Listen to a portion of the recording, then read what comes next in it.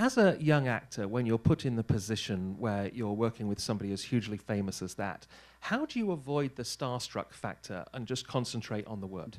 And it was an amazing learning curve, because I sort of, fortunately, the character had to be quite scared for quite a lot of the film. But I look back on that film and just see rigid. He's a natural. Exactly. No, I'm pretty sure I was only cast because I have oversized lips, or big lips, and I was playing Angelina's, who has amazing lips, her son. So I was very lucky for that. But I did do some shooting for Jupiter Ascending here in Warner Brothers, and that was kind of the dream. I was dressed in a sort of huge sci-fi sequins number, and there were like guys with prosthetics with two heads like walking past, and then you got the tourists going past and their Warner Brothers train, and I was like, this is the dream.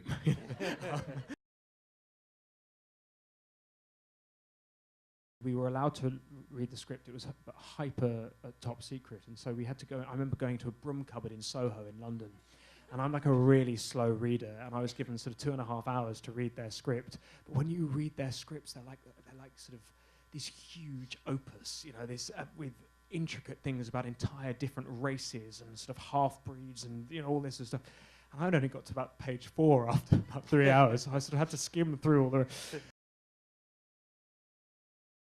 What is amazing about when you get to do film generally is you get the most extraordinary support. And so I worked with a singing teacher called Mark Malan for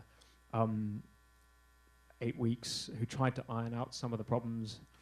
Although you still see me in empty chairs and empty tables with gigantic close-ups of going to try and get some vibrato out. But so I'm not sure it was all ironed through. But no, you get to work with amazing people.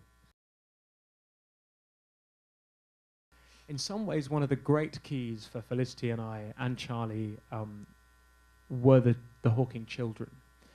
Lucy and Tim, their youngest son, were wonderful to us, and they, specifically Tim, I remember I spent all these months wanting to be absolutely authentic and rigorous to the disease and not wanting to, be in any way disrespectful, and I remember Tim saying, yeah, but we did use Dad's wheelchair as a go-kart, or going, and we would put swear words into his voice machine and press play, and that was so, for us, that was just like, of course, this is a family living with the reality of this brutal thing, but living as with great humour, and that was wonderful, because it meant that I came running back to James and said, okay, we need a scene with the kids in the wheelchair or jumping over Stephen, and that really freed us up a lot.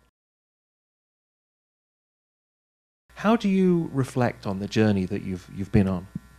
I think it's almost sensory overload. It's too much perhaps to take in, but I'm trying to sort of mentally photograph it all so that I can look back in a couple of years and go, remember quite how lucky I was.